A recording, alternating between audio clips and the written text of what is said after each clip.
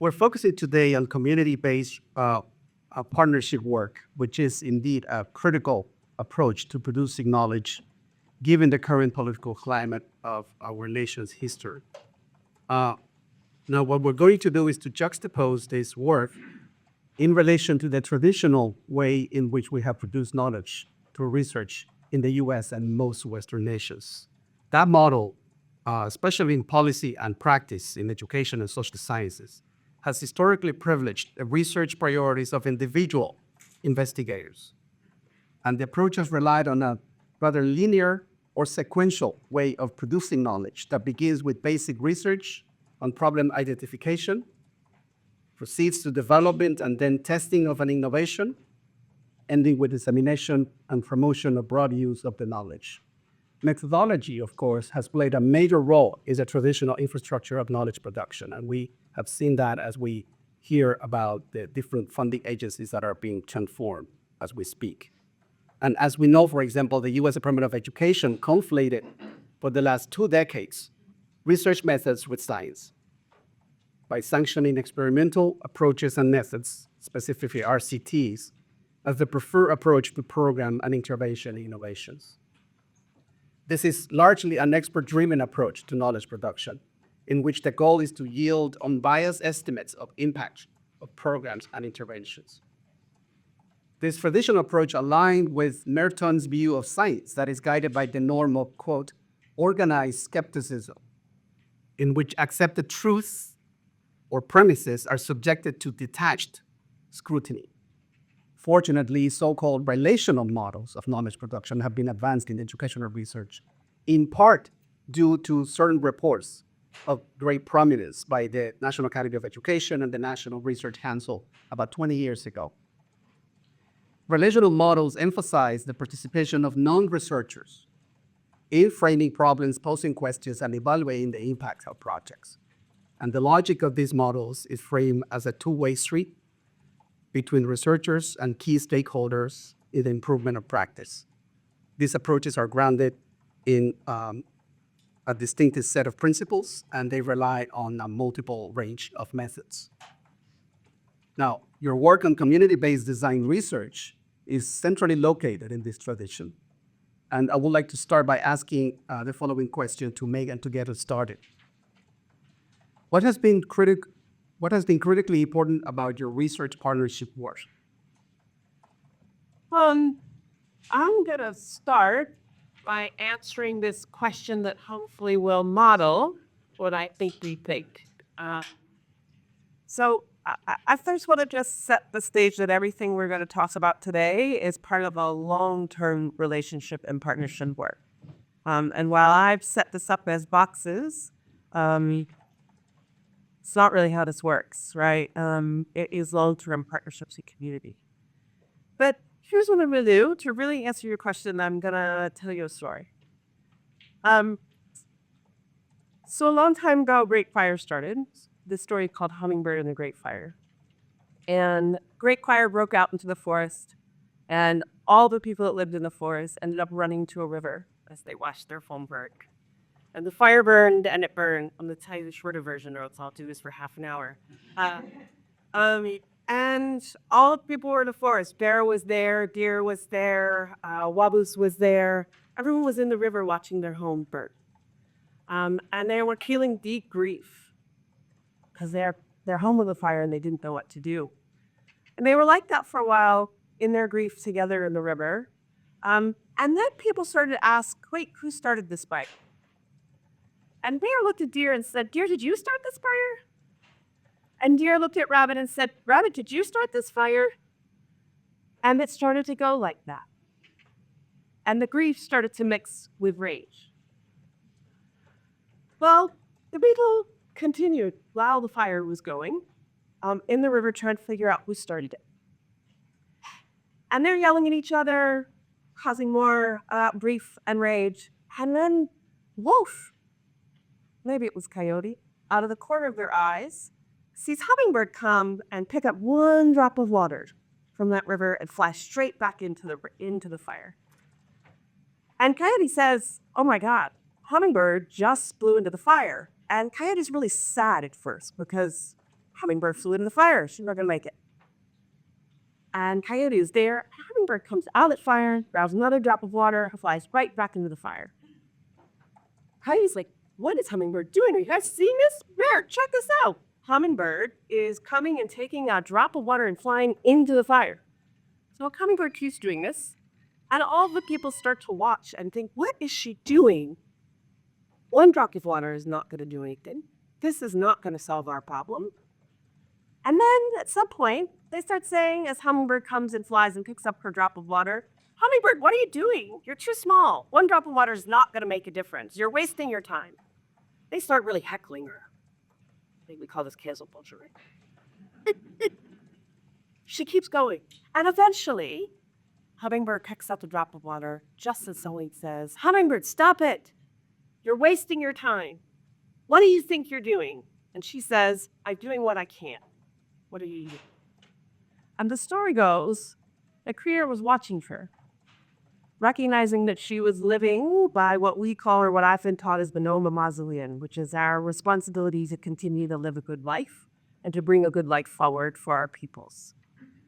And creator said, Hummingbird, I see that you've been trying that before. I see you've been trying to do that, even during times of great fire.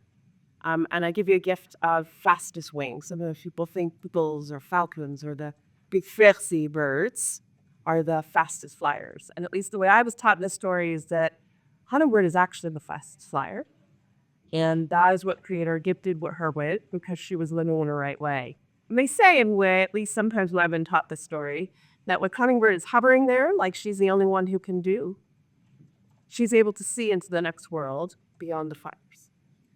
So for me, that story answers her question.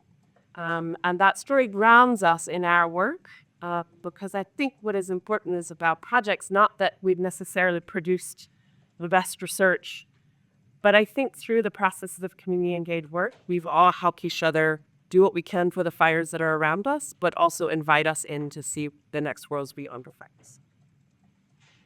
Thank you for that beautiful story and emphasizing recollecting nature knowledge production with communities. One of the critical elements of this work is power and history and the attention that you give to those two dimensions, from the why you even do the work to how you do the work. Can you share how partnerships contend with and transform power? What have you learned about this over time? So we're going to try and tell you a couple quick stories, and we want to, I'm a professor, so sometimes I can talk too long, so I'm going to try and do this quickly, and my colleagues then help. But I think that part of what is probably important for everyone to value, probably all of you, but one of the great empires that our communities continue to deal with is education itself. And I think sometimes people forget that there was a great fire started, that education is the main culprit for our communities for a long time. And so why we would do this work is partly about the realities of regenerated Indigenous model of education until every Indigenous child can be educated on our lands and waters in our languages, the fire from assimilation continue to verse. And so at best, I also do this because lots of people don't know this history. One of the things that kills me about our education system is that it contributes to everyone feeling like they continue to do this. And I think that I want to invite my Odawa colleagues to say some things about this, but boarding schools are a big deal. And usually what we see is numbers, which we should, but I always like to remind everyone that by 1926, 83% of Native children were in boarding schools or mission schools. That's a population level intervention that happened for our people. A population level intervention to change everything. Okay? So part of why we do this work is actually historically recognizing what story are we participating in what paradigms is the work happening in? And I don't mean in just the short-term one, but what are we doing, where are we entering, and what does it look like to contribute is become a really important one.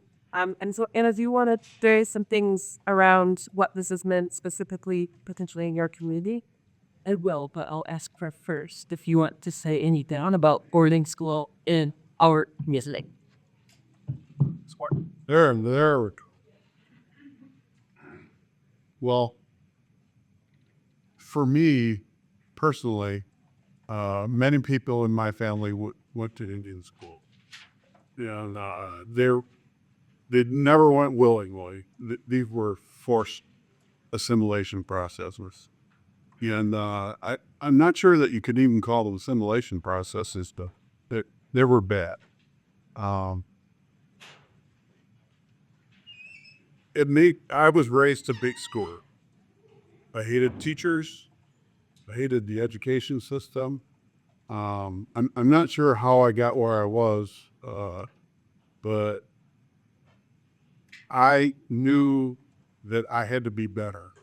I had to be better than my white counterparts, or I wouldn't be able to compete. You know, we live in this world.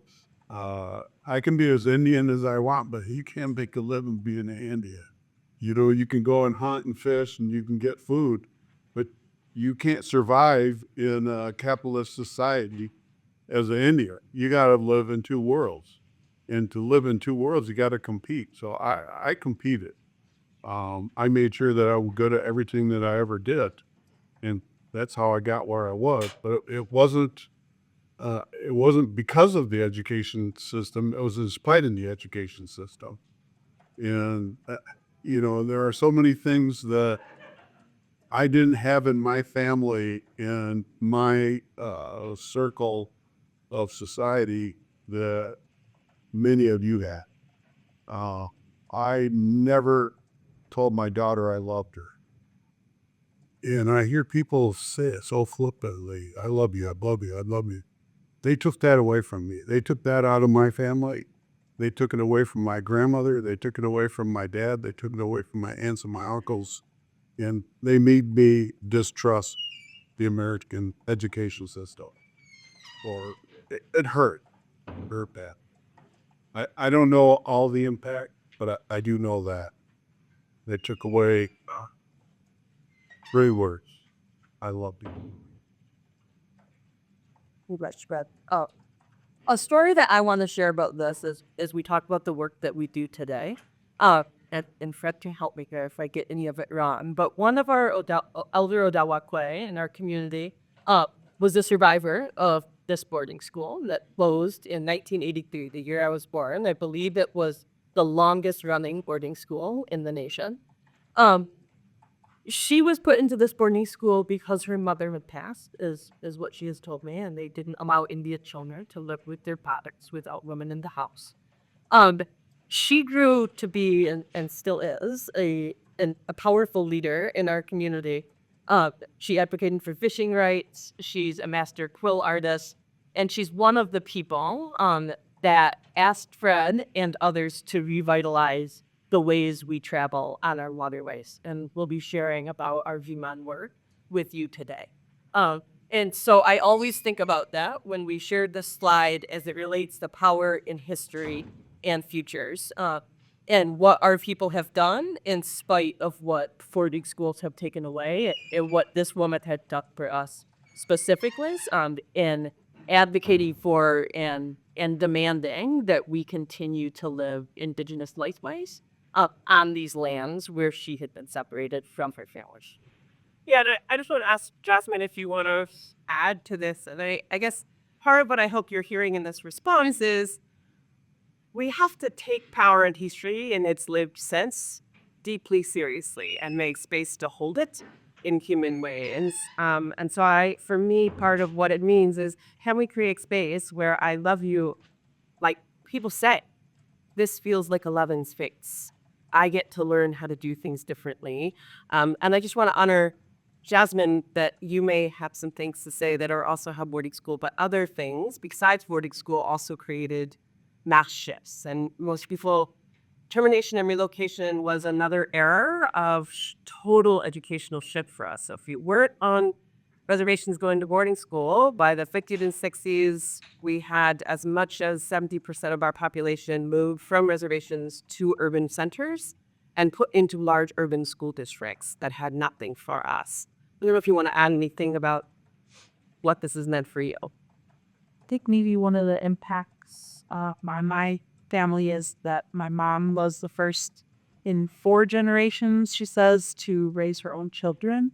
And so we just think about a lot of those kind of generational harms that we're healing with her own, seeing her daughters raise their children, and then having a relationship with her grandchildren. Like she, obviously, because of that destruction, families did not express herself. And so doesn't know what it looks like, and is healing like her own childhood's, her own childhood, and break that cycle for our future generation. Thank you for that extended answer to let us understand the role of power and history in the way that you do. You use the term critical historicity, which that captures a lot of these aspects what are important.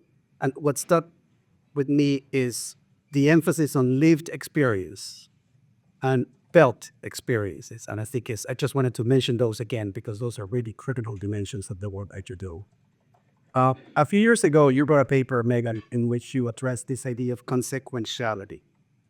And you said that consequentiality is deeply defined by one's or a community's constellations of values. Can you elaborate on your vision about impact and values in community-based design research? Yeah, and I just again, I hope everyone else keep us honest up here about this. Look, we mostly operate in the ed world, defines mostly by how are we producing future labor.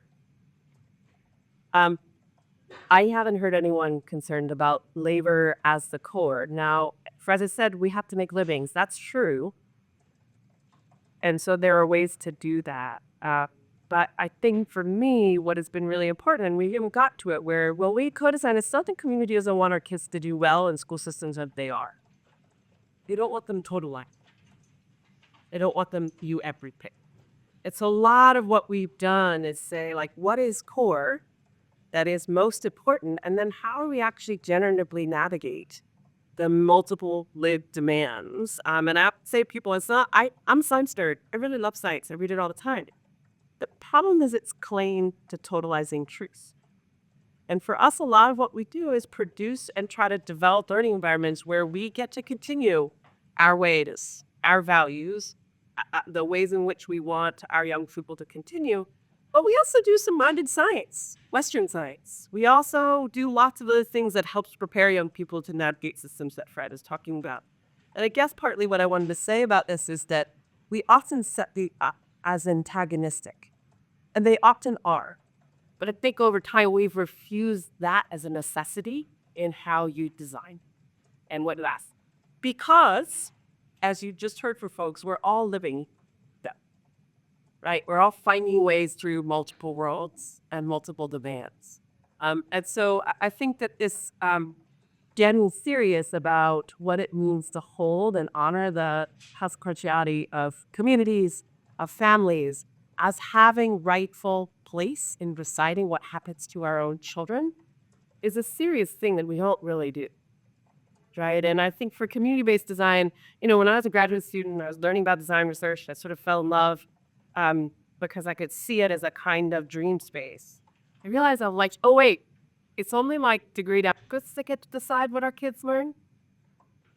Feels like a reproduction of the exact same kind of power paradigms that are currently making sense. And really, community-based design was about, Jasmine's mother is a mentor of mine too, is what she would say is filling in the circle and making sure that there are multiple perspectives being held and deliberated with about what should happen. And my favorite is that the person across from you in the circle is often the person that disagrees with you the most. The trouble with that person or those two people is when the rest of the circle isn't filled up. And I do think that a lot of the way that we do things is about narrowing participation in making decisions. And I think for us, the consequentiality in those value sets are about actually opening up the conversation rather than narrowing who gets to. Yeah, I will add to it just a little bit from what Megan shares, and that's really where I think Megan's work around community-based design research has made such an impact in our field. that when our model of learning, of teaching and learning, of education is extracting children from family and community in order to forward thank you, community, place, in order to forward Western academics, we're not setting ourselves up or the greater society to have futures to live in at all. And so this idea of what Megan's talking about, of narrowing the scope of how we value knowledge and excluding multiple knowledge systems means that we won't know how to live in the world. And so for me, a consequentiality of the work that we're doing is for children to have full experiences of education. And not that what we learn in schools is always inherently wrong or bad, but excluding Indigenous knowledge systems from our children's livelihood as they're growing into adults and grown people in the world means that they won't know how to live with the lands and waters where they're situated. And as we have experienced changing climates, we won't know how to secure the futures where all of us will continue to live. So for me, that's a substantial consequence of closing in that circle and allowing to have full experiences of education for our children and families. Jasmine, I wonder if someone who's grown up in this might add something. I was thinking about those earlier design meetings and how, again, like unlearning or the training was unschooling. But basically, it was like a muscle that we had to grow and strengthen about naturally what's possible. So maybe the earlier meetings were thinking about our own schooling experience. But then after meeting regularly and having some good guiding questions and to push us out of that, I feel like it's just something that I see it as a muscle that we've had to like really work at and to get to a place where you can be a coming bird and be able to see that other worlds are possible, and imagine that and build that for our kids. Yeah, and I guess one thing that I just want to ground us in is our work is taken seriously. So if we take Dan and others, and I would argue spreads and lots of folks that like our ancestors, we love this quote, our ancestors' primary concern in educating our young people was to nurture a new generation of elders, of land-based intellectuals, philosophers, theorists, Mensa people, and historians who embodied our intelligence in whatever way, in whatever time they were living in, because they had lived their lives through that intelligence. Here's our times, folks. These are our times. The social and ecological conditions of life are fundamentally shifting, and children, 5-year-olds now, will live through the biggest ecological shifts in recorded human history. Those are our times. So how are we raising next generations for the times? Want to say, sort of. So I also think this is critical historicity. Most people don't hold that North America's ecological conditions have been completely transformed by settler colonialism. Our lands and our waters are dramatically different than they were. And Native people have been the ones to adapt socially in other kinds of ways. So I say that because I think it's important when we think about sort of climate crisis discourse. We also do the work of saying, what have humans already lived through and what do they know from it? That's the other thing I can't help but say, two of my favorite representations for these times. The map on the left is a map of indigenous territories globally. Most people know nation-state maps. You probably know the political boundaries map, right? And what that does is it tunes everyone to the political boundaries of human-made nation-states, which is actually a fairly new phenomena globally, by the way. It's post-World War II that it actually happened globally. But we originated in old Europe, so it feels like it's been around for a really long time. But actually, a quarter of all land is in indigenous hands, and 85% of the world's land-based biodiversity are in our territories. Care about climate change, if people don't know that simple fact, then all of our strategies are going to be wrong. Okay? The second map, I'll tell you why I do this, because I am deeply concerned about what I think about as the conditions for ongoing indigenous sacrificability. our current school systems, there's only 12 states in the United States that require anyone to learn anything about Native peoples. 50% of states actually have standards, and 85% of those standards are pre-1900s. So we've systemically taught people to see Indian plus caste, not here and now, which means if you're violating our sovereignty and our land rights or polluting our peoples, not really on anyone's ethical compass. Literally, we don't exist in people's intellectual minnows. So the graph on the right is called energy transition minerals. It's the core strategy by, well, it was until recently, by the UN, and where much of global policy has said, like, let's transition to these minerals. Here's what I want you to understand. The yellow is indigenous only land. The green is peasant lands, which often means indigenous peoples without political recognition. And the blue is both. That is where these minerals are being mined currently that will do the energy transition for the globe. That's to drive boat.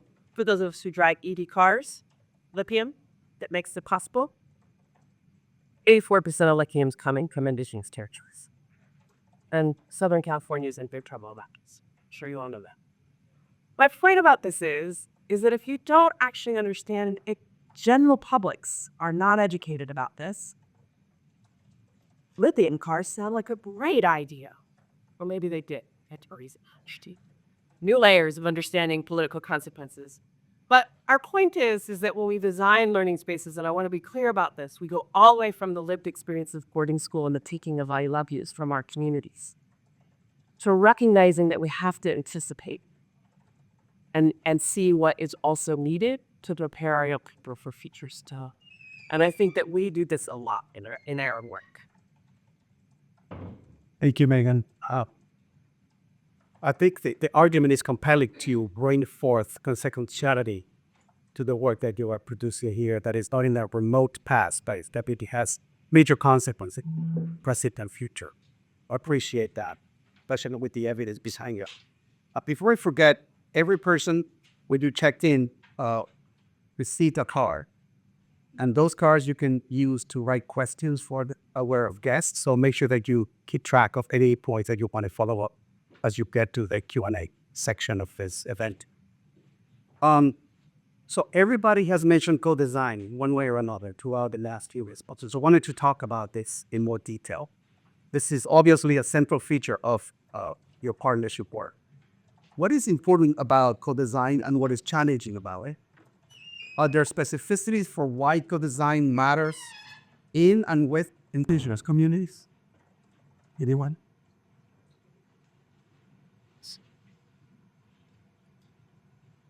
Use a couple slides to frame this up. But I also want to revisit the story that Megan shared as well. And this thinking about co-design as this process towards the consequences that we're working with. And thinking about, I think to me, a most impactful aspect of co-design is working collaboratively and leaning into the collective roles and responsibilities within our community. And so I think about Hummingbird in the story and the role that Hummingbird felt the responsibility they held to do something.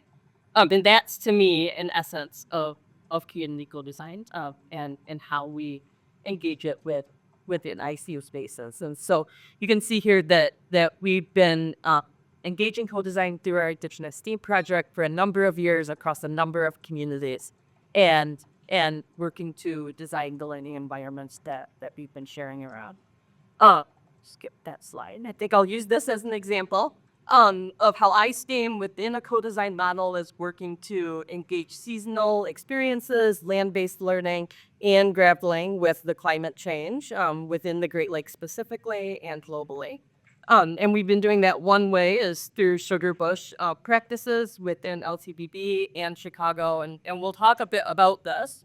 But the way that we come together to design these experiences, and I would say using sugar bush as an example has been an important aspect of both the power and challenge of co-design.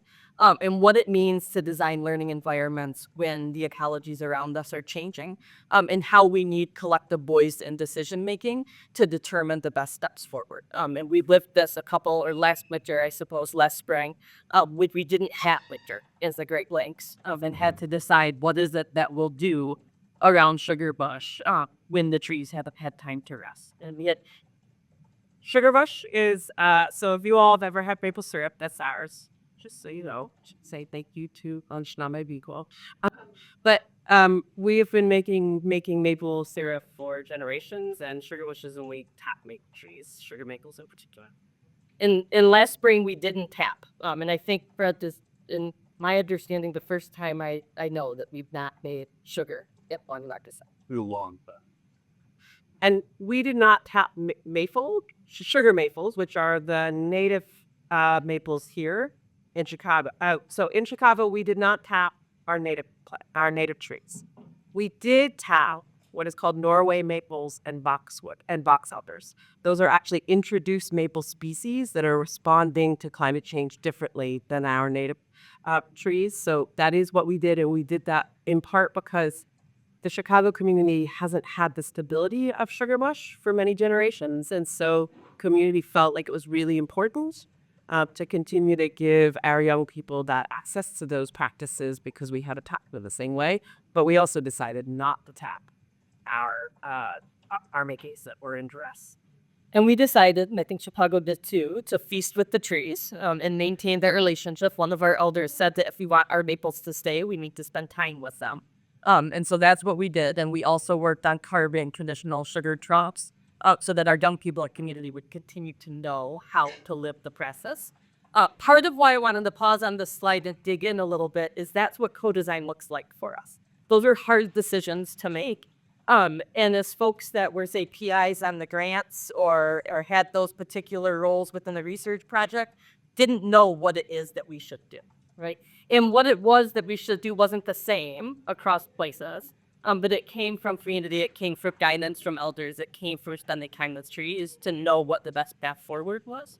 And that's what I think of around how we show stages of co-design, is really collectively making these decisions about how teaching and learning should move forward during different times, seasonally or broadly speaking. And so this kind of cyclical experience of beginning, inviting, sharing story, preparing, implementing, reflecting, sharing is a lived experience around real consequentiality, around the experiences that we want to be maintaining within community.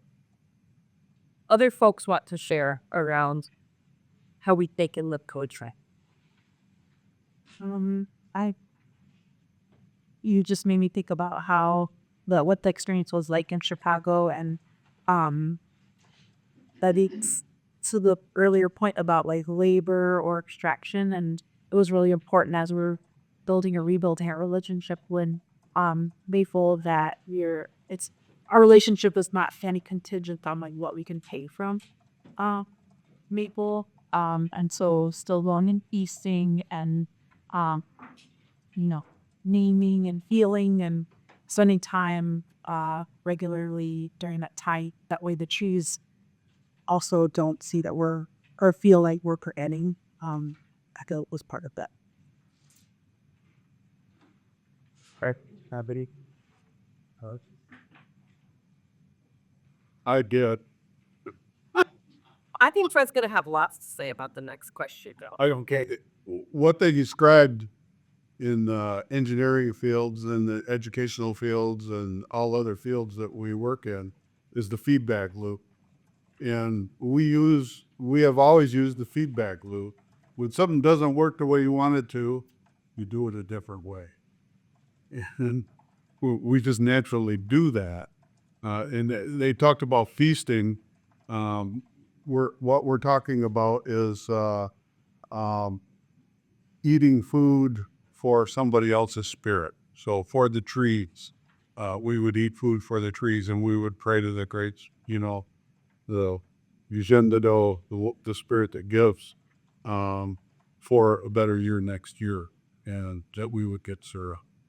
And it's our fault that we have to foil syrup.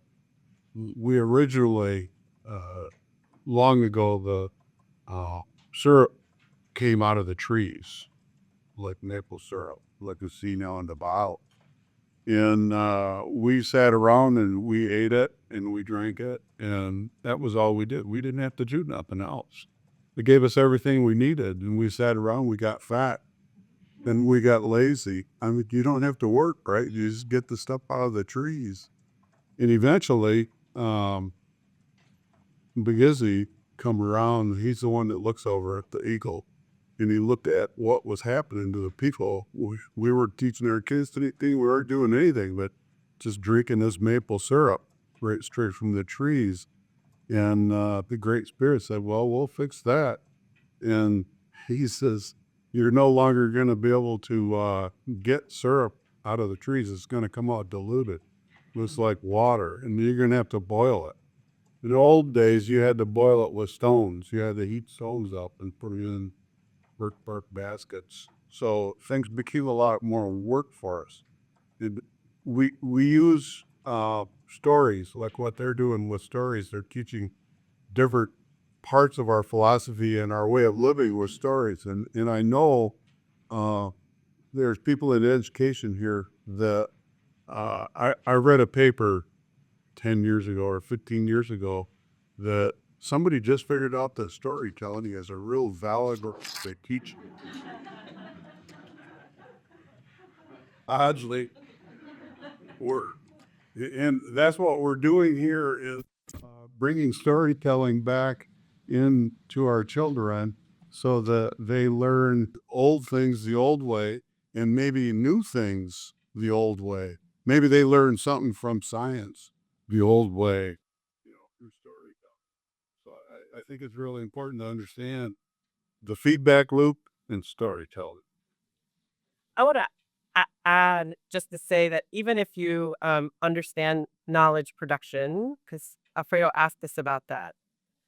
I mean, part of what I think is really a lot for co-design, and I think the pressures of the academy make it hard. I think the infrastructure of relationships of the academy make it hard. I think funding cycles make it hard. But, right, the speed of capitalism has pushed knowledge production to look a particular way too. And the hardest thing about co-design is that you also need the speed of relations. And if you're serious about the depth of relations, right? If you're not about, I have a real problem with when we talk about, I'll be honest, I don't love the paradigm of mutual interest. And I'll tell you why, is that mutualism play out in the context of power and history. And understanding that actually being in the depths of relations that we're intervening in is actually quite important. And so the academy forgets that the pressure of knowledge production that gets all of us to comply with, we can send downstream, right, to communities in all kinds of ways. And so I think that one of the challenges of co-design is that we often forget that we set the temporalities of co-design back in a power paradigm that is antithetical to community. Now that might sound strange. I'm talking about climate change at the same time, right? But there is urgency and speed discourses that are not in service of community service. And I often think that that's one of the most pressing challenges about co-design work. The last thing I'll say just for students here, because I get this all the time. Everybody does, I want to co-design with community. But what you should also hear is that co-designing with community is a long-term relationship. And if you're going to be in a place for a couple of years, you have to be careful what you ask of people and whether or not you recognize a longer-term ethical commitment you're making to a community. And I often tell graduate students that I think that contributing to co-design projects is a viable pathway. But an individual student trying to do co-design at some scale beyond maybe a one or two person, like I have lots of students that will co-design with a teacher. That I think is viable. But if you're serious about these layers, the temporalities of graduate school development makes some of this tough. And I think you have to think about that pretty here. Defeat. Okay. And I just want to interject here, this last point you made, Megan. because it's a wake-up call for the higher education system, that as we see universities investing in community partnership work, there is a clear lack of alignment between the ideas behind it and the structure of promotion and advancement for faculty. And this is something that is catching up with us and is going to create a major problem, especially for faculty involved in this work. But that's a different topic. We can hold it there for now and see how we come back to it. So by now, generational considerations are considered or constituted an essential component of this work. So let's talk about this intergenerationality. Why and how does that shape relationships and knowledge production in your experience? I think we're going to share this through some current work that we're engaged in with iSteam. And in a couple slides here, Fred, I'll invite you to share around this with the GMAN work that we're doing. GMAN is our word for these beautiful vessels that we travel on water. And Fred has been a really important leader in our community and throughout the Great Lakes in learning and knowing and teaching how we build and how we keep and how we travel with GMAN through our traditional waterways. I think about this through our relations. When I think about intergenerationality, I'm thinking about that through our relationships with human and more than human beings, and how traveling through our traditional waterways, knowing these places, and having the skills to continue this life way requires intergenerationality. And I think Fred had shared, and you can correct me if I misquote too poorly here, but that it's not worth teaching if we're not teaching with young people, right? Because what are we teaching this knowledge of GMAN traveling for if we don't include the youth? And I would add to that we can't learn and continue these lifeways if we don't have elders who are committed to spending time with our community and through these projects that pass on the knowledge that they've been learning and holding and keeping for us through times when maybe we haven't been spending as much time on the walks as we once had and as we need to continue living in the ways that we desire. And so you see here on the map, these are our, or a portion of our Waganakising territory in the inland waterways where we've been traveling the last few years and a number of years before I'll share with kids and families from Lake Michigan out to Lake Huron. And there's a waterway connected that we spend a few days traveling on in the summer. GMAN Journey, we talk about it in right now through work that we're doing with iSteam, but this work was revitalized in 2008 with Fred and others, and he can share a bit more about this.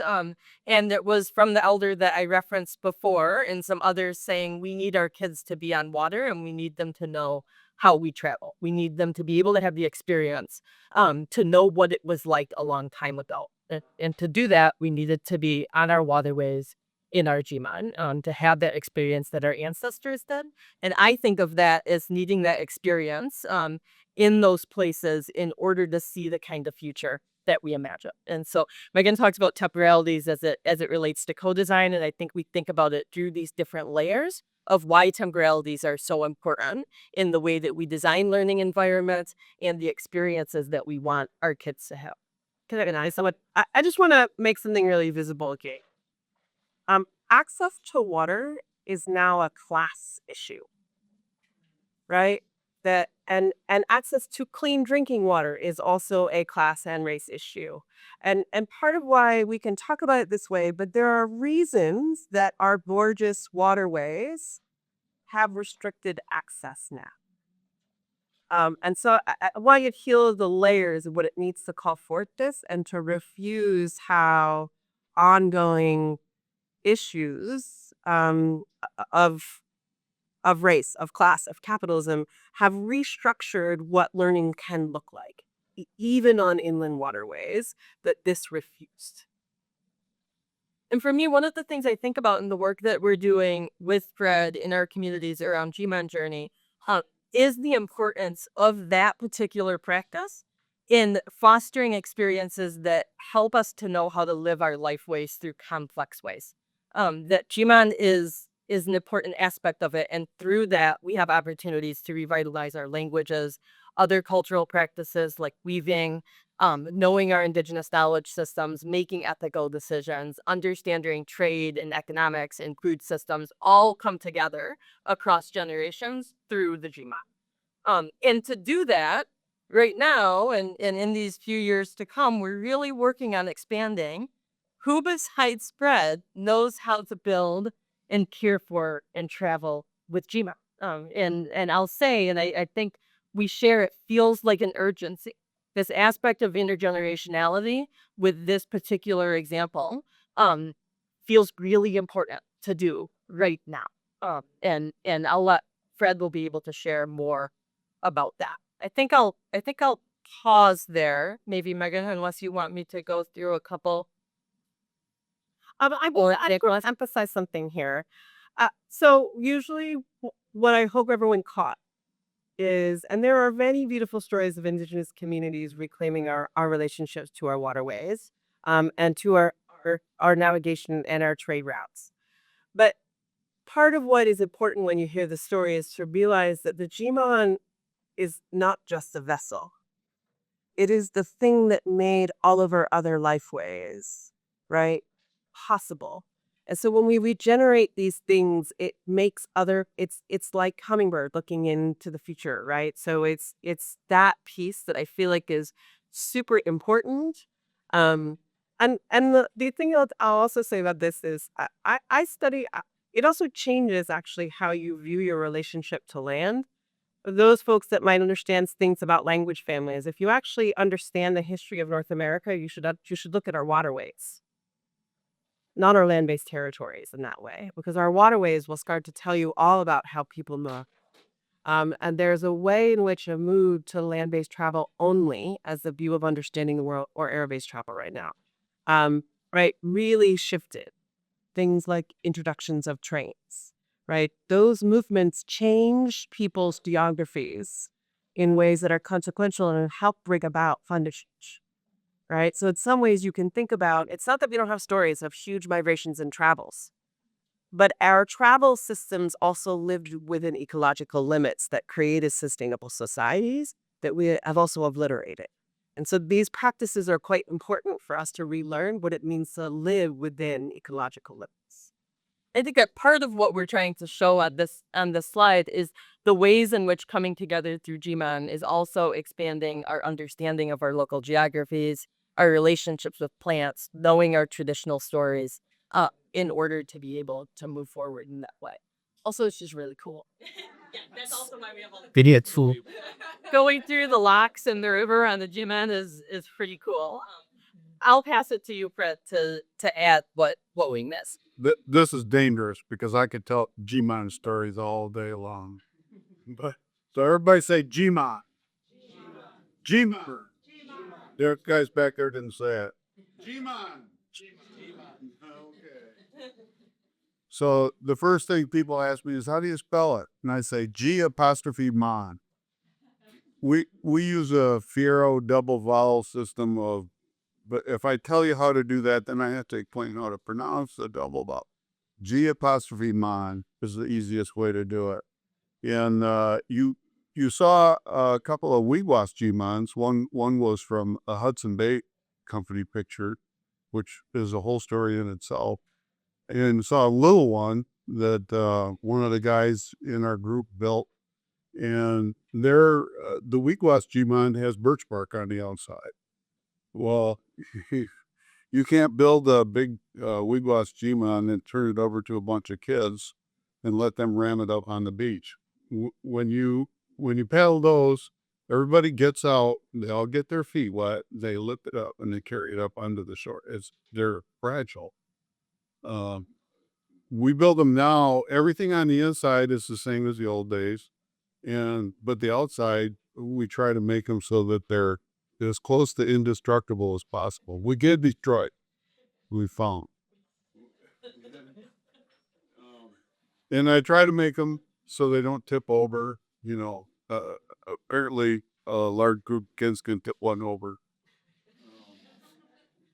But our goal when we built the first big one, he's 34 feet long. He's my dust brown. I've been through hell and back in him. He is something. And we built him so that we could take people out on the water And for 15 minutes, they could know what it was like to live 2,000 years ago and have to paddle everywhere you went. And now, when we tell stories now, though, we talk about capitalism, and the world economy revolved around the West Cheatmoss. The Hudson Bay Company was one of the most powerful countries in the world. It wasn't a company, it was a country. And it was built on the backs of the Odawa people and our Gma, the West Gma. The beaver trade, the fur trade, was built on the back of our waterways and the Gma. So when we, go from the experience to more discussion, we can talk about capitalism and how, in order to have capitalism, you have to have trade, you have to have transportation, you have to have labor, you have to have all these things in order for a successful capitalistic venture, right? And you can do that teaching with a GMA. So, we started out thinking, well, we want people to understand what it was like in the old days. Well, now we want them to be able to paddle a little bit more modern version and ram it up onto the beach and just have fun with it. But then later on, we could talk about all the things you could do with them and all the stories that go along with them. So these Gmons, they were an integral part of our survival and our system. We travel, my tribe, we're all over the Great Lakes, on the Mississippi, everywhere we went, and we staged things. So you get to teach people, well, what do we do if we have a leak? Well, we stage supplies along, and they call them caches now, right? We just dug a pit and we save stuff in different places because you have to, patch your Gmod as you're going along. You have to have glue. You have to make your own glue. Our glue, by the way, is based on rosin from the pine tree, shingwalk, and that's the basis for modern epoxies. People say, well, you're cheating, you're using epoxy. And I laugh and I say, well, where the heck do you think epoxy came from? It's science. We teach science when we teach the use of the Gmod. And it just boils down, it all starts from that G apostrophe mod and all the things that you can do with teaching that. But one of the most important things that you teach is perseverance and success. All of a sudden, you're out. Some of these lakes are big. Mullet Lake is a huge lake, inland lake. And we paddle out on the Great Lakes with kids too. But Mullet Lake is a huge lake and it takes all day to cross. And we have gone across that thing with Gmons full of little kids. And they paddle all the way across. It's really something to see little kids decide they want to make it to the other side. Shows when we get over there, we get to play. One thing I want to elevate just to make explicit here too is that rebuilding food systems that will work over the next 80 years is a central task of humanity. Rebuilding our trade routes and our food systems that are local and not based on large-scale colonial agriculture is adaptation. So part of what I'm also just trying to do right here is to understand things we're talking about are climate strategies. Right? It is what this looks like to do and what it feels like to live it. And I think that we talk about the spelt work piece. This is spelled climate strategy change, right? That is actually based at community and done so in a way that isn't fueled by prices, by the way, right? I don't know, we're happy about these adaptations. And I think for us in our work, and we talk about this a lot, we have a growing crisis in young people's mental health. And it is in part because we motivate problem loving through fear, right? That we actually do it in such a way that continues to produce a particular response that is not serving anyone particularly well. And by the way, it's a lot of hard work. So it's not like there's not whining that happens, but it is towards a different kind of thing. So you're still and I think that we often forget when we're designing learning environments, when we're thinking about projects. We can get to kind of toxic positivities about this, which I don't believe in at all. But there is a different kind of affective landscape, and I think in these kinds of partnerships that actually help us differently and respond differently to all kinds. So I think this is an example of Jasmine sharing as well, like rebuilding that muscle of what Indigenous learning environments look like for our communities. They have kids and elders on the water for 10 hours a day, 8 hours a day. Doesn't happen routinely throughout the year. And it should, right? And so the magic that Fred talks about that happens with kids, this idea that they're able to like take on such perseverance in their journey is that intergenerationality is a necessary aspect of that. And so I appreciate the highlight. We say that, the whining, you hear it, but it's unreal to see a group of kids that are in isolation most of the time, or they have small groups. All of a sudden, they're in a group of 30 or 40 kids, and they're doing something with their task is the same task as everybody else's. And I see the change. I've seen the change so many times. I've done this every time they've ever done it. I beg to be able to go with them. I want to be there when it happens. Well, there's another thing I do when the weather is inclement. I always have a vote. Everybody that's going to go on the GMON in inclement weather gets to vote. And I say, raise your hand if you want to go. So we're in a circle, and they do their exercises, and they do their prayer, and they do whatever these guys want them to do. And then I asked them, we're sitting in the pouring down rain in a circle. And I said, it's raining pretty damn hard today. How many people want to go? And every single kid raised their hand. That made me happy. That was cool. And we paddled off in the rain. So it's fascinating to see how critical historicity and engagement with power, consequentiality, co-design, and intergenerationality are so deeply intertwined in this work. And the stories and the experiences that you're sharing are definitely making that very powerful. I want to switch to ask the question to Jasmine because of your unique participation over the years in this work. I understand you were a young person when you joined these partnership projects. Now you serve as a co-designer and your children are 8 projects. What has that been like? Why have you remained so connected all this time? Um, I'd say one of the great things that I appreciated. So I was born and raised in Chicago, and had heard like deficit narratives about like urban natives and being disconnected, and um participating in this project. I started to see this place where I grew up, because I was college age by this time, as native land. And something, because I'm like that, like I know that these narratives are wrong, uh, but then working on this project really like gave me the language.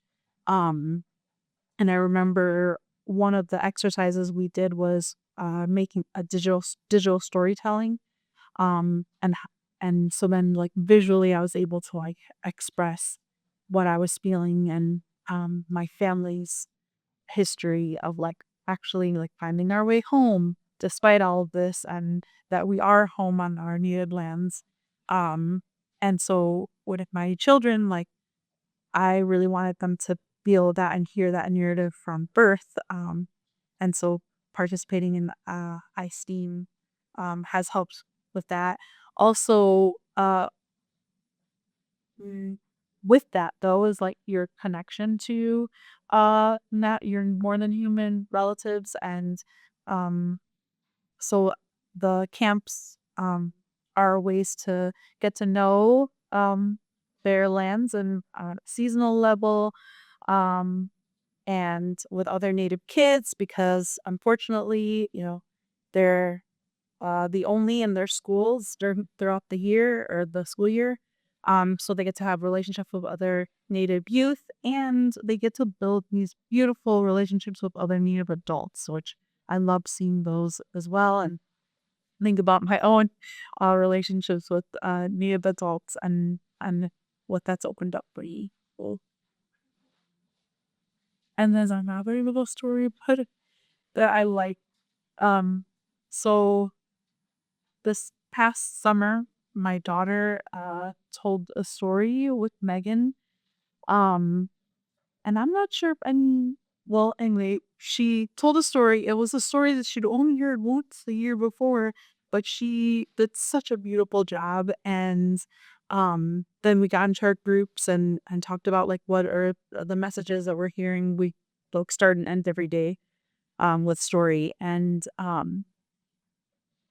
after that week, I got the letter with her test scores, and her verbal scores were not low, but like either par or like and so I just, to me, I felt like I had witnessed my daughter's verbal skills, like literally the day before, and so to see this test not match that, um, I feel like if I didn't have that space, um, it wouldn't it give me a different sense of like, yeah, I don't really care about that you could keep that score. But I know I've seen firsthand of my daughter's abilities, and um she's gonna be okay. Thank you, Jasmine, for that. This is also Jasmine's family in the background. She might have been a friend or something like this, but I just want you all to know, a couple of years ago, Jad was just like, I'm not getting on those Jimans. And this summer, she went on a 3-day Jiman journey with camping with her children. So just to say, there's been lots of transformation. Yes, I have a couple of extra questions that I want to pose, but we're going to switch for a few minutes to questions before we end our session. So let me just go through 2 or 3 of them.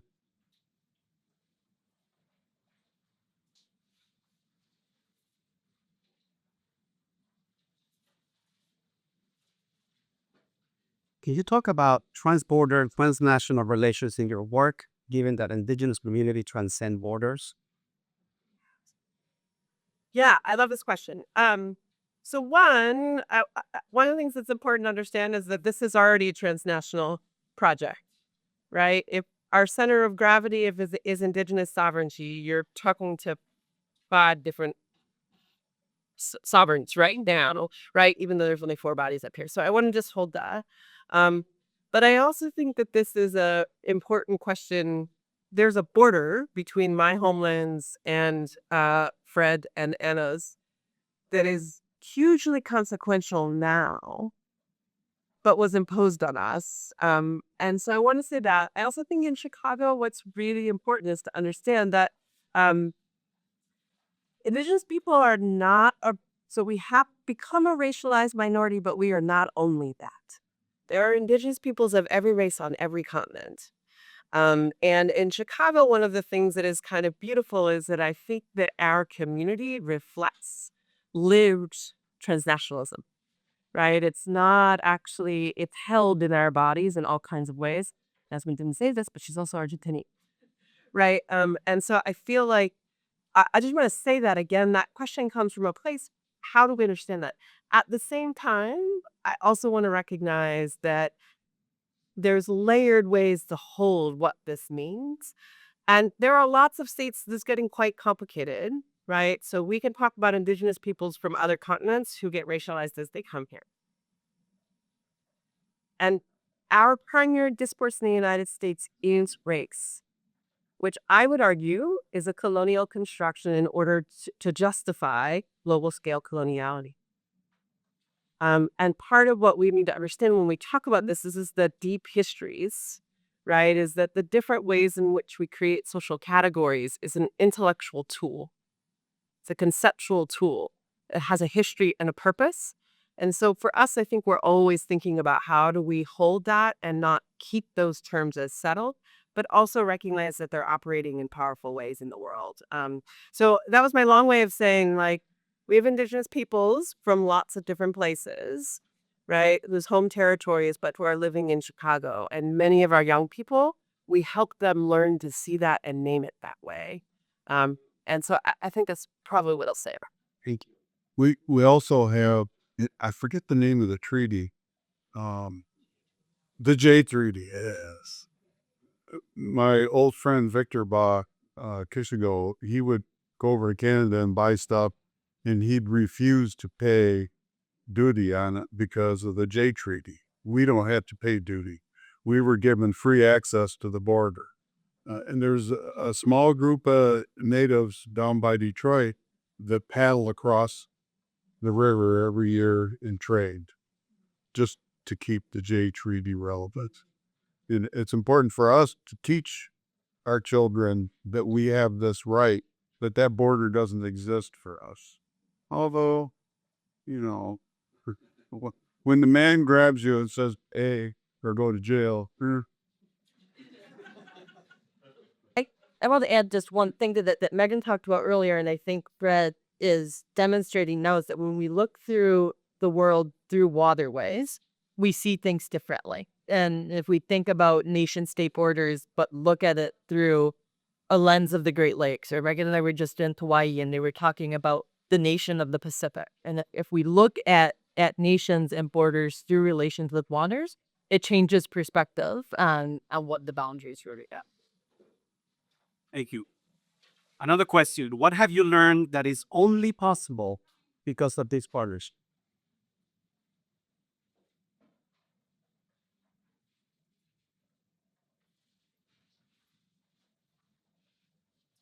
That's a good, hard question.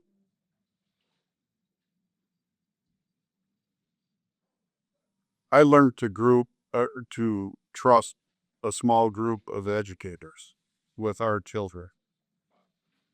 I was there for one purpose, to bring our G-minds there and make sure that everybody's safe on the water. And I do other stuff along the way, whatever I can do to help.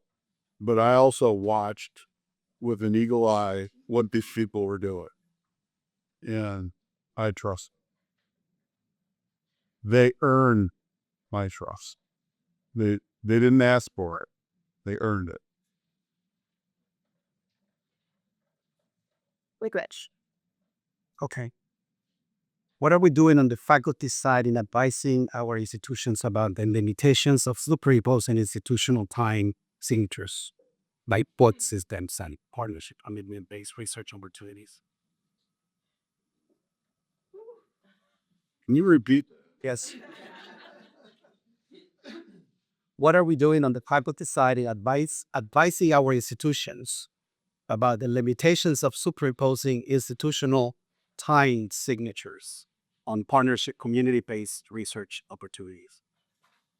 The R is what's throwing me for a loop. I could shiv you right now. I'll say a few things about this. I am concerned at higher ed's sort of precarity right now because there are really strategic and complicated intersections with this problem, I would argue. On the one hand, when I was at UW Seattle, one of the things that I love about public institutions that is, I now find quite different than a private, is our need to actually have a convoy story about our public engagement and our public good is different than at practice. And even though most publics are not mostly publicly funded, right? Part of the reason I'm saying this is that I want to hold the precarity of what has happened around an attack on higher ed that makes the answers to these questions complicated to me. But here's what I want to say is that I think we've also created the conditions for us to feel and not be very good storytellers, right? To not be able to tell the stories of what it means and how our collective work matters for communities. And I think y'all benefited from that in the academy. And I think that the kind of intellectual elitism is a shadow of colonialism that said there were some people who were super smart and others were not. And so I think we're grappling with that actual ethical and historical reality. But I also think the challenge now is like, oh, public engaged or community engaged work will save us. Is back to my mutual interest problem. Interest convergence is a powerful thing. And I worry a lot that we're both interested in doing collective good. I don't actually question people's motives. Like I don't think anyone's saying I'm going to do community engaged work and that's going to cover me. But I don't know that we've given ourselves time to understand the multiple storylines that we're intervening in, right? And so I think that actually recognizing, for me, there's this thing around like helping our students understand paradigms of knowledge production.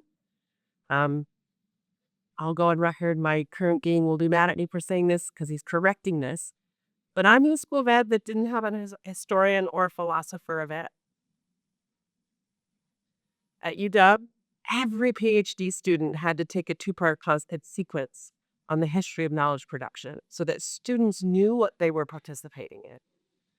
And I do think that part of why I'm getting at this is that if we are handing out power, as I would argue, degrees are a form of power, how are we preparing our students to use that power wisely is a different question than are we handing out entitlements. And I think there's a real difference here around like setting up that knowledge is for entitled individualisms versus, and that's for me, one of the core differences in Indigenous knowledge systems. I say people something, I don't want to know anymore. It's partly why I'm really glad Fred answered, because I was like, there are things that like actually doing these projects make you accountable to in a way that is new responsibility that I think about a lot. And so the how are we? I don't think we are doing a very good job about this, to be frank. I think that we're in the middle of a crisis in higher ed that is true. And I should say I'm not trying to burn down higher ed. I think there's reasons and purposes. But self-interested protections now through the lens of community engaged scholarship is a dangerous interest convergence about this. And I don't know we're doing enough. Yes. Thank you. So we have an informal conversation at 2:15 at the NAC today. So please join us because there is a question I was going to ask about the implications of this work, given the current political moment. So I'm hoping that we'll get to that session. We're almost out of time. We have about 3 minutes. So I'm going to give Fred the chance to close with this question. I understand the research and ISTEAM specifically is newer to Odawa, but you have been working with young people in the GMAN journey for going on 20 years. How has the project connected with your ongoing work and as an elder in the community? Mm. Mm. That's the best I can do. I think it's helped me understand higher education a little bit. I was called a colleague one time, and I didn't know what it meant. I have a real small vocabulary, other than engineering's. All the fields I've worked in, I have good vocabularies in them, but my vocabulary is small, and I didn't know what a colleague was. And so I had to ask the guy to call me that, I didn't know if he was. So it's helped me understand higher education a little bit. It's helped me understand the social capital that you call them, the educated elites have social capital that educated Indians don't have. Maybe because we don't know what it means to have that social capital. We didn't grow up, my parents, I was fortunate. My parents both had a high school education, but I didn't understand the social capital of being a professor. I didn't exercise it. I didn't know I had it. Maybe I didn't. Maybe the academic elites have it and I didn't, but I couldn't. Or maybe I should have. Or maybe I should have known what it was to begin with. And they've helped me understand part of that. And they've helped me understand how educational systems can actually work with Native communities, because I hadn't seen that in the past. I hadn't seen it in elementary schools that I was in. or the educational system that I participated in as a youngster. So it's helped me understand that the educational system can work with our tribal community and our children. Thank you, Fred. This has been an inspiring and thought-provoking conversation. Please join me in thanking our colleagues for tonight.